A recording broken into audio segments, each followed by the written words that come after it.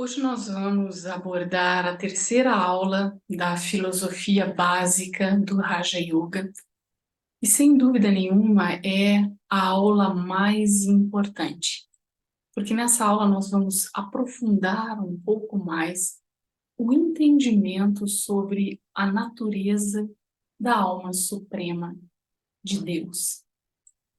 Não há dúvida de que nós estamos passando por um momento extremamente desafiador na história da humanidade. A gente poderia dizer que o nível de complexidade e o nível de dificuldade e sofrimento que as pessoas têm suportado no mundo neste momento, talvez não tenha precedentes na nossa história. Não tem dúvida que nós já passamos por situações difíceis e desafiadoras na nossa história ou na história da humanidade, mas nesse momento nós vemos uma série de eventos se desencadeando simultaneamente em várias áreas, do ponto de vista político, do ponto de vista social, do ponto de vista econômico. Nós vemos que existem uma série de conflitos ao redor do mundo. O nível e a extensão das calamidades naturais, até como uma resposta da natureza, todo o maltrato que foi dado a ela nos últimos, séculos, não tem precedentes. E existe uma frase célebre no Gita que diz que quando a humanidade alcançar o seu estado de irreligiosidade máxima, nesse momento eu virei. E essa frase é atribuída a Krishna, que no Gita representa Deus, a alma suprema. A essência do Raja Yoga também está relacionada a essa capacidade da alma conectar-se ou forjar uma relação com Deus. A palavra yoga significa conexão. Yoga significa conexão através do pensamento. Mas a palavra Raja significa rei. E se por um lado Raja Yoga é considerado o yoga da autossoberania, ou seja, o yoga através do qual a alma recupera o governo sobre si mesma, sobre os seus sentidos, sobre a sua mente.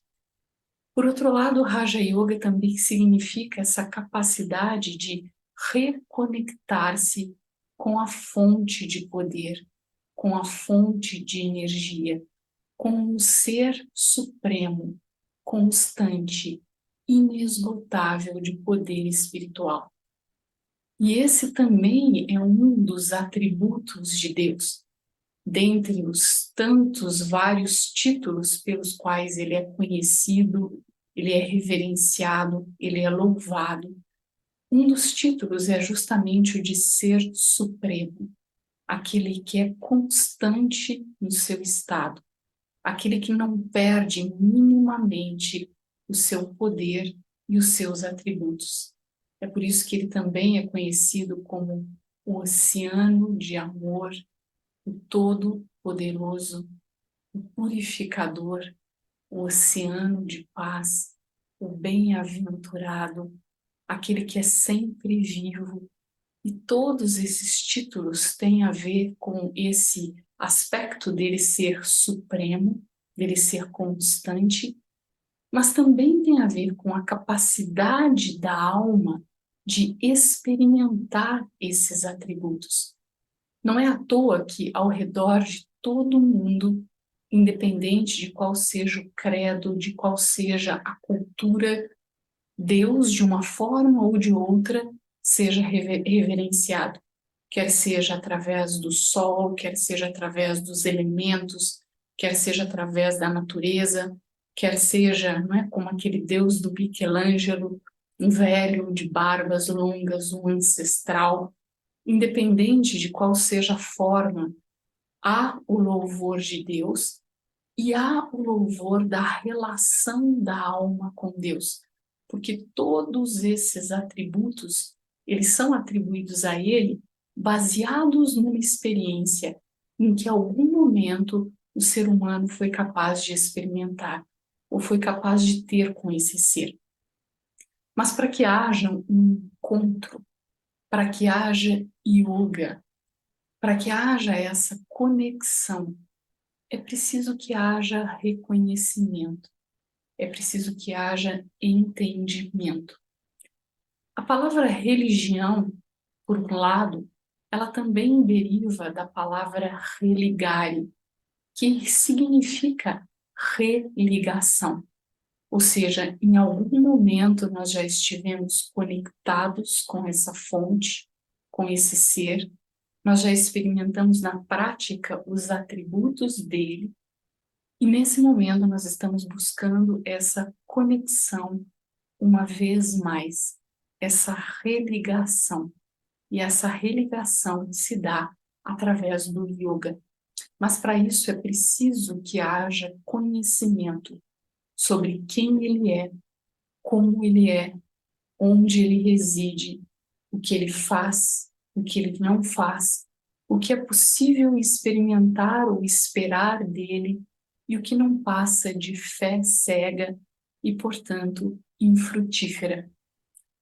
Se eu quiser encontrar com alguém no meio de uma multidão, num momento tumultuado, e eu não tiver a menor descrição de como é esse ser, de como é essa pessoa, vai ser quase impossível que eu consiga encontrá-lo. E nós estamos vivendo exatamente nesse momento, no meio de uma multidão de 8 bilhões de seres humanos, num momento de extrema irreligiosidade, complexidade, confusão, em que existem tantos diferentes conceitos, tantas diferentes ideias, inclusive aqueles que não acreditam em nenhum conceito ou em nenhuma ideia. É interessante que sempre, na hora do desespero ou da necessidade absoluta, a alma se lembra de uma fonte, de um redentor. E, portanto, conhecer Deus, para despertar a memória desse relacionamento e dessa maneira poder reestabelecer essa conexão e experimentar tudo aquilo que ele pode nos oferecer nesse momento de caos é essencial. Então vamos começar tentando entender qual é a forma de Deus. Como eu disse, diversas religiões, diversos credos atribuem a ele diferentes formas. Alguns, inclusive, dizem que ele está além de nome e forma. Isso tem a ver pelo fato de que, de fato, os atributos de Deus, por exemplo, a felicidade do bem-aventurado, ou o amor que provém do oceano de amor, essas qualidades não têm forma. Da mesma forma que a fragrância de uma rosa não tem forma, da mesma forma que a luz do sol, o calor do sol não tem forma. No entanto, a rosa tem uma forma, o sol tem uma forma, porque nada que esteja além de nome e forma de fato existe. E da mesma forma, Deus, ele tem uma forma, mas não uma forma física, ou seja, a forma de Deus, ela não se restringe às dimensões da física, às dimensões do tempo e do espaço.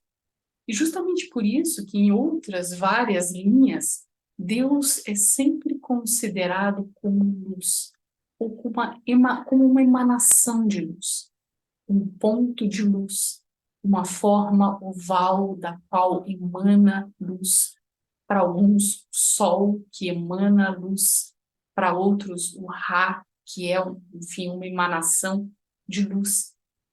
E, de fato, assim como eu, a alma, estou além das dimensões do tempo e do espaço, e sou essa centelha infinitesimal, esse minúsculo ponto de energia viva, eterna, consciente. Deus, o Pai da alma, tem exatamente a mesma forma. Ele não é nem maior nem menor na sua forma. Deus também é uma pequena centelha de luz brilhante. E por isso que ele é representado por muitos como um sol, como uma emanação de luz.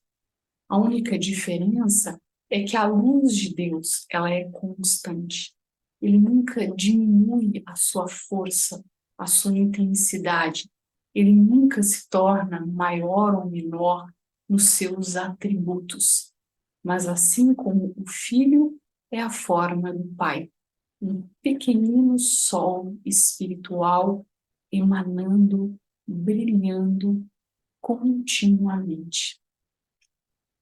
E qual é o nome de Deus? Porque para muitos a palavra Deus pressupõe um ser inalcançável, inatingível, um ser que reside na dimensão suprema, né, no céu, aquele que está no alto. Para muitos, inclusive, a palavra Deus, de uma forma ou de outra, ela se relaciona a toda essa ideia do Deus que pune. Na realidade, o nome, ou a melhor palavra para designar Deus, seria a palavra Shiva. E a palavra Shiva, ela tem três significados que se aplicam aos atributos de Deus. O primeiro significado da palavra Shiva é justamente o significado de ser um ponto. E essa é a forma de Deus, um ponto infinitesimal de luz. A segunda definição da palavra Shiva é o benfeitor, é aquele que faz o bem, é aquele que no momento de caos e confusão traz a redenção, é aquele que salva, é aquele que guia, que mostra o caminho, que liberta. E todas as vezes que as pessoas se lembram de Deus, ainda que elas temam a Deus, o que elas buscam de Deus é uma experiência benevolente, é uma experiência positiva. Elas querem justamente encontrar o caminho, elas querem ser liberadas do sofrimento, elas querem ser salvas das forças do mal e da escuridão. Elas querem um guia que mostre o caminho de volta. Então, todas as formas pelas quais Deus é reverenciado estão relacionadas ao fato de que ele fez algo na prática, que o ser humano experimentou algo e que esse algo foi algo benevolente, foi algo positivo, foi algo redentor. E esta palavra Shiva, que é uma palavra que vem do sânscrito, também significa a semente. De fato, Deus também é conhecido como o Criador. E na realidade não significa que Deus cria a alma, porque a alma é eterna. A alma é uma energia eterna, imperecível, assim como a energia física é eterna e imperecível. Mas Deus é aquele que cria consciência. Deus é aquele que traz o conhecimento. E dessa forma traz a alma de volta à sua essência, de volta à sua origem. É como se ele semeasse um novo. A partir do momento em que a alma se reconhece, em que ela resgata a sua identidade espiritual, ela é capaz de renovar a sua vida. E a partir da autotransformação, o mundo inteiro pode ser transformado. Então Deus é a semente da novidade, ele é a semente do novo, da nova consciência, do novo tempo, do novo mundo. É aquele que, em uma analogia muito interessante, é a semente de uma nova árvore. A gente vai estudar numa aula a seguir como que a história da humanidade pode ser representada através da imagem de uma árvore genealógica. E pensando em Deus como pai da árvore genealógica da humanidade, sim, Shiva, Deus, significa a semente. Então, se nós fôssemos escolher um nome para Deus, que é, afinal de contas, conhecido por tantos nomes, Alá, Jeová, O nome ideal seria o nome Shiva, justamente pelo significado dessa palavra que eu acabei de explicar. Agora, Shiva seria uma espécie de um nome formal para Deus. No entanto, nós não podemos esquecer que a nossa conexão com Deus, ela precisa ser baseada em relacionamento. E dessa maneira, um dos relacionamentos mais importantes com o qual nós nos identificamos é justamente o relacionamento de pai e filho. Deus, o pai, a alma, o filho, o herdeiro. E assim como o nosso pai físico tem um nome próprio, mas quando nós nos relacionamos com ele, nós não chamamos pelo seu nome, mas nós chamamos de pai. Da mesma forma, Deus tem um nome, Shiva, mas no nosso relacionamento, no nosso íntimo, nós nos relacionamos com ele chamando de pai. E a palavra em hindi que designa pai é a palavra Baba. Baba não é somente pai, mas Baba significa paizinho. Significa uma palavra afetuosa para se referir ao seu pai. E é por isso que no Raja Yoga nós nos referimos a Deus como Shiva Baba. Shiva, aquele que é o meu paizinho, aquele que é o meu pai, aquele de quem eu me sinto próximo, aquele por quem eu sinto que eu tenho um direito, aquele com o qual eu me identifico, aquele que me devolve a noção do meu valor e da minha identidade espiritual. Shiv Baba. É dessa forma que nós nos referimos a Deus. E onde Deus reside? Certamente ele não reside no mundo físico, porque tudo no mundo físico está sujeito a um processo de entropia. Todas as coisas no mundo físico saem de um estado de ordem para um estado de caos, e depois voltam para o estado de ordem. Essa é a lei da matéria, e também vai ser tema de uma próxima aula, onde nós vamos falar sobre a eternidade do tempo. Mas Deus reside numa dimensão além. E aí é importante nós entendermos que existem, de fato, várias dimensões da realidade. Uma delas é esse mundo físico, onde a alma usa um corpo, desempenha um papel e se relaciona com os elementos da matéria e projeta todos os diversos tipos de experiências.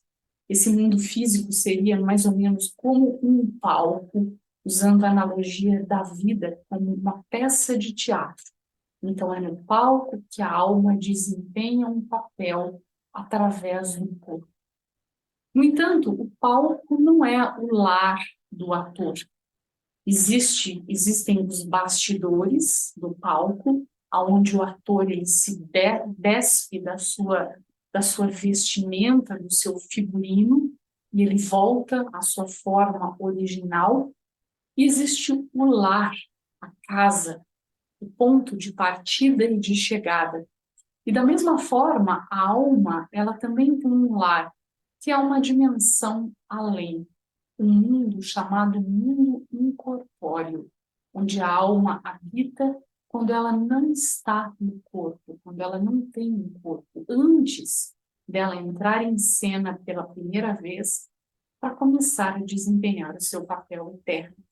Esse mundo incorpóreo, ele também é referido em diversas religiões com diferentes nomenclaturas. Ele é conhecido, por exemplo, como céu para os cristãos, ele é conhecido como o nirvana para os budistas, ele é conhecido como Shantidam ou Parandam para os hindus, um mundo de paz, a terra além do físico. Então, é essa dimensão além do mundo físico. E como está além do mundo físico, além do som e do movimento, é uma dimensão de silêncio absoluto. É uma dimensão em que a alma experimenta o seu estado de plenitude igual a Deus. E é nessa dimensão silenciosa, é nessa dimensão além, é no céu, em Paranindã, é lá que Deus habita, que Deus reside. E é para lá que nós temos que levar o nosso intelecto, ampliar a nossa percepção, quando nós queremos sentir essa presença divina. Existem outras formas de nós experimentarmos a presença de Deus, e a gente também vai aprofundar isso nas nossas aulas a seguir. Mas nesse momento é importante entender que Deus ele reside nessa dimensão de silêncio, nesse mundo de luz, nesse mundo além. Aí vem todas essas questões relacionadas aos relacionamentos com Deus, que tem a ver com o que Deus faz e o que Deus não faz. Como eu disse, à medida que nós desenvolvemos um relacionamento com Deus, nós trazemos a ideia de Deus, o conceito de Deus, mas não só isso, a experiência de Deus, a energia de Deus, a presença de Deus, o intelecto de Deus, para dentro da nossa vida. E existem vários relacionamentos. Na verdade, né, Deus sendo o ser supremo, completo, pleno, ele pode preencher todas as nossas necessidades. Mas de todos os relacionamentos, existem 3 relacionamentos que são os principais. O primeiro, eu já mencionei, é Deus como Pai, e dessa forma como ele é reconhecido em muitas religiões. O Pai é aquele que protege, mas o Pai também é aquele que lega o DNA, é aquele que lega as qualidades divinas, portanto, faz parte do DNA da alma, todos esses atributos ou todas essas qualidades que são divinas, como amor, paz, felicidade, poder, pureza, verdade, equilíbrio absoluto.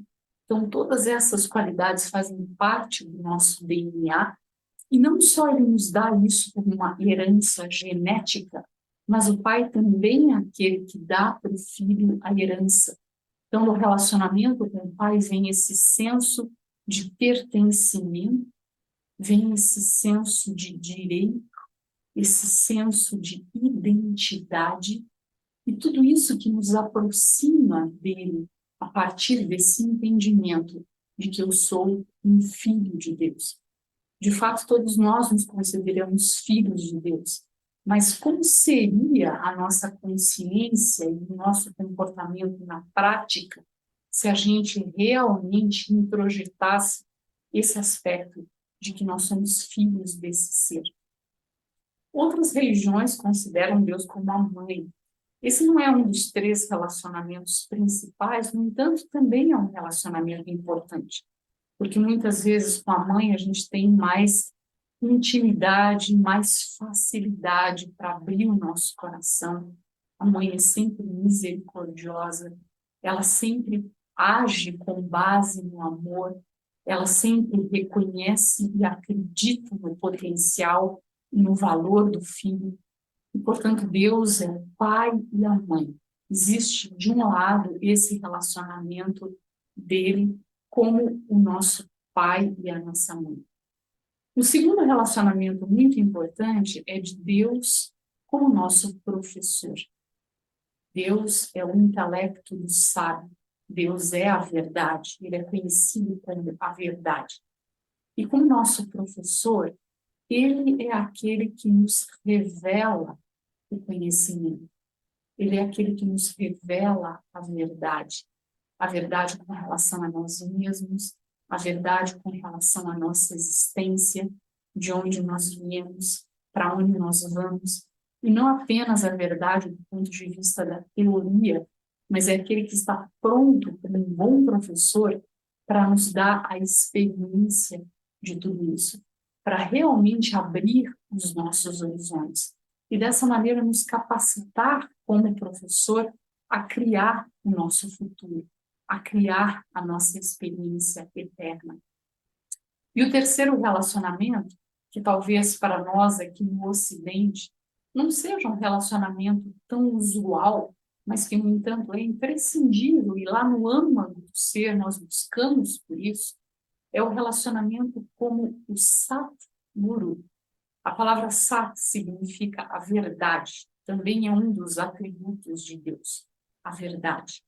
E a palavra Guru, guia, o guia verdadeiro. E o que significa Satguru, ou guia verdadeiro? É porque ele é o único que é capaz de nos apontar claramente o destino. E o destino, muitas vezes, significa a porta de saída deste ciclo de nascimento e renascimento, de todo esse ciclo de acertos kármicos. Ele é aquele que é capaz de libertar a alma. É aquele que é capaz de abrir as portas de volta para essa dimensão além, para o ponto de partida, uma vez que muitas vezes nós estamos perdidos no turbilhão kármico da peça de teatro que é a vida. Então, o guru, nesse sentido, é aquele que não apenas mostra o caminho, mas que dá poder para a alma, para que ela possa segui-lo naquela direção. A gente também vai entender um pouco mais sobre esse papel de Deus como o Satguru nas nossas próximas aulas.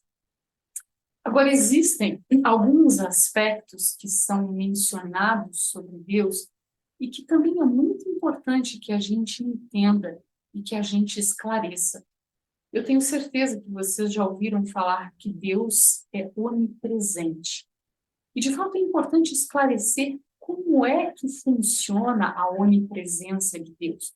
Porque o não entendimento desse conceito atrapalhou ou confundiu as pessoas. E quando nós nos confundimos, é difícil a gente conseguir conectar.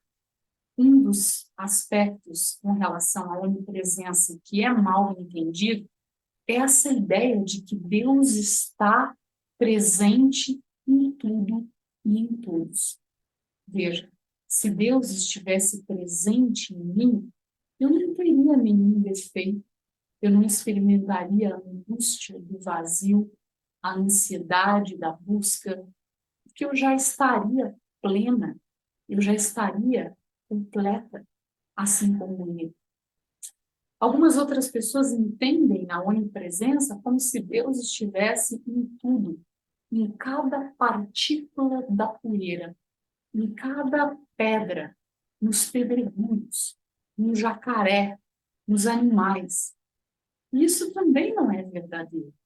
De fato, onipresença, por um lado, significa sim que eu tenho os genes de Deus em mim, assim como eu tenho os genes do meu pai em mim. Mas isso não significa que eu sou o meu pai. É diferente. Por outro lado, a onipresença significa sim que eu posso me conectar com ele em qualquer lugar, desde que eu me estabilize na consciência da verdade de quem eu realmente sou, desde que eu consiga experimentar internamente esse estado de serenidade, de silêncio, de pureza, que são básicos para que essa percepção da presença divina aconteça. Eu não preciso, para isso, ir numa igreja, num templo, numa mesquita, nem eu preciso ir para o alto de uma montanha ou para uma ilha deserta. Sim, solitude é importante, mas mesmo isso não é imprescindível, porque solitude não significa um estado externo, solitude significa um estado interno. Então, eu posso estar no centro da cidade, numa avenida extremamente movimentada, e experimentar solitude. E, através desse estado, poder me conectar com Deus. Então, sim, ele pode estar presente nessa encruzilhada, ou nessa avenida movimentada aí da sua cidade. Ele pode estar presente no seu lar, na sua casa. Às vezes é mais fácil perceber esse estado de silêncio num lugar quieto. A natureza inspira, um pôr do sol automaticamente eleva os nossos sentimentos. Então, eu não estou dizendo que não é mais fácil se conectar nesses espaços, Mas o que eu estou dizendo é que não é somente nessa situação que nós podemos nos conectar com Ele. E muitas vezes, no momento da necessidade, a gente não vai estar no lugar bucólico. E nesse momento, onde quer que seja, não é, num fronte, enfim, numa situação delicada, é nesse momento que a gente vai precisar reconectar com Ele para tomar força, para ter clareza, para saber como agir. Então, ele é onipresente nesse sentido, mas não no sentido de que está em tudo, está em todos. Não é? Porque o culto a todas as coisas, não é? Aos ratos, aos jacarés, às pedras, aos cristais, aos pedregulhos, não é? Tudo isso, de uma certa maneira, confundiu as pessoas. E, ao confundir as pessoas, dificultou essa capacidade de se reconectar com a fonte. O segundo aspecto que é importante da gente entender é o aspecto de que Deus é onipotente. E aí, ao pensar que Deus é onipotente, muitas pessoas entendem que Deus é aquele que faz tudo e pode tudo. Que Deus é aquele que deu o filho, que Deus é aquele que tirou o filho, de que Deus dá e Deus tira, de que se eu tenho um carro é porque Deus quis, e se eu não tenho é porque Deus me castigou de alguma forma. Se existem guerras, essa é a vontade de Deus. E isso revolta muita gente, não é? Porque muitas pessoas ficam pensando, mas se Deus pode tudo, como é que ele pode permitir que, às vezes, crianças refugiadas estejam sofrendo tanto, morrendo de fome? Não é? Como é que ele pode permitir tanta doença, tanto sofrimento? E, às vezes, a pessoa até começa a se sentir indigna, não é? Como é que eu, né, pude, enfim, não ser merecedora da misericórdia de Deus? Nós também vamos estudar na nossa próxima aula que existe uma lei universal, chamada lei do karma, que é a lei que rege toda a energia. E a gente sabe que tudo é energia. E através da lei do karma, nós vamos entender o porquê de muitas coisas. Mas é importante saber que essas questões não são a vontade de Deus. Elas não dependem de Deus. Deus é onipotente no sentido de que ele é supremo, de que ele é o único gerador de energia, de poder, nesse momento em que tanto nós, seres humanos, como tudo à nossa volta, é carente de poder e de energia. Quantas vezes nós temos vontade de fazer alguma coisa e nos falta força? Quantas vezes nos falta força para conquistar um hábito, para, enfim, conquistar ou para não repetir um comportamento baseado numa determinada negatividade? Quantas vezes nos falta a força necessária para mudar a nossa vida, para sermos determinados, para colocarmos na prática aquele pensamento que nós tivemos? E, nesse sentido, o único que pode nos preencher de força e de poder é Deus, aquele que é o gerador de poder. Então, nesse sentido, sim, ele é onipotente. É o único que nunca perde o seu estado de força e de poder. Os outros aspectos, eles estão relacionados ao nosso livre-arbítrio, a escolhas que nós fazemos, conscientes ou não. E a gente vai entender isso na nossa próxima aula. Portanto, fique conectado com a gente aqui no canal e não perca a aula sobre o entendimento da lei do karma, da lei da ação e da reação. Mas um último conceito que também é mal entendido com relação a Deus é esse conceito da onisciência, de que Deus ele sabe de tudo. Ele sabe de tudo o que se passa na sua vida. Ele sabe dos mínimos detalhes, como se ele tivesse uma câmera, né, como se fosse um grande Big Brother, não é? Ele tivesse o tempo todo vendo tudo aquilo que você está, não apenas fazendo, mas inclusive pensando. Existe até um título para Deus relacionado a isso, Jani Janahara, aquele que conhece tudo que se passa no meu coração. E, de fato, Deus não é onisciente nesse aspecto. né? Não é que ele fique olhando os detalhes da sua vida, de cada pensamento. Claro que ele é capaz de conhecer você através da sua energia, através da sua vibração, da sua fragrância, porque é isso que ele capta. E através daí ele entende. Ele também conhece você porque como criador e diretor dessa peça de teatro que é a vida, ele conhece o enredo e, portanto, ele conhece muito bem o seu papel, não apenas agora, mas desde o comecinho, através do meio até o fim. Portanto, Deus conhece você muito melhor do que você mesmo. Ele sabe o que você já foi, o que você é, o que você será, e ele sempre vê o seu potencial, porque ele vê o todo, ele não vê um deslize desse momento, ele não vê uma situação que aconteceu hoje, mas ele vê o todo. No entanto, se você quer um conselho de Deus, se você quer um toque de Deus, se você quer um direcionamento de Deus, não espere que ele saiba tudo. Conte para ele. Em yoga, nesse relacionamento, abre o seu coração. Uma das experiências bonitas de yoga que nós podemos ter com Deus é justamente essa conversa de coração a coração, em que a alma abre o seu coração, em que a alma se abre completamente e ela é capaz de revelar todos os seus segredos, todos os seus medos para essa energia que vai ser completamente benevolente, que não vai julgar você, que vai ver você pelo que você é, que percebe a sua pureza e a sua plenitude. Então, sim, você pode se abrir para esse ser sem medo e contar para ele todos os seus segredos. E, nesse sentido, ele vai ser capaz de orientar você. Porque o aspecto de Deus como onisciente é justamente aquele que é a referência para todos nós.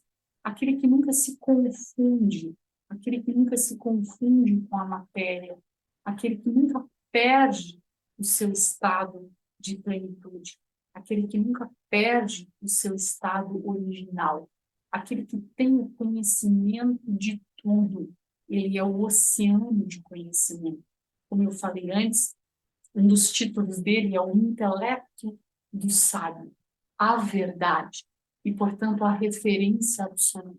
Nesse aspecto, ele é onisciente, é o único que conhece tudo.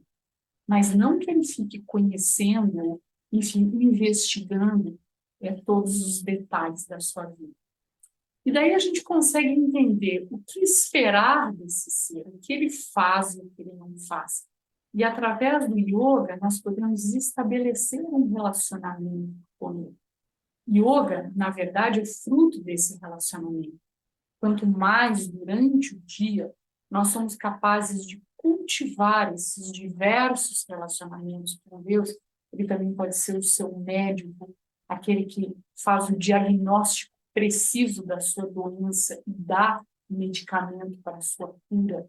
Ele pode ser o seu companheiro em todas as situações. Ele pode ser o seu amigo, confidente, leal. Ele, enfim, existe uma gama, você pode experimentar com Deus todos os relacionamentos que você quiser. Ele é capaz de se travestir de diversas formas para preencher a sua necessidade nos diversos momentos. E quanto mais a gente usa Deus no nosso dia a dia, mais intimidade nós criamos com Ele. E quando há essa proximidade, é mais fácil, quando nós sentamos em meditação, invocarmos essa presença. Assim como, por exemplo, quando você tem um amigo com quem você se relaciona todos os dias, e aí você encontra com essa pessoa, você não tem que quebrar o gelo. Não é? Ou quando existe uma amizade verdadeira e profunda, e você encontra com essa pessoa, aquela amizade emerge, porque houve uma experiência. Então, quando a gente encontra com alguém com quem a gente não encontra há muito tempo, com o qual a nossa relação com aquela pessoa é formal, a gente só tem uma apresentação formal, leva tempo para que a gente consiga quebrar o gelo, se abrir, sermos nós mesmos, sem a necessidade, enfim, de agradarmos ou interpretarmos, sem medo sem nenhuma insegurança. Então, quanto mais a gente usa esse recurso dos relacionamentos com Deus no nosso dia a dia, mais fácil vai ser, na hora de sentar para meditar e estabelecer essa conexão, mais fácil vai ser a gente fazer isso, porque já existe uma intimidade, já existe um reconhecimento, já existe uma proximidade.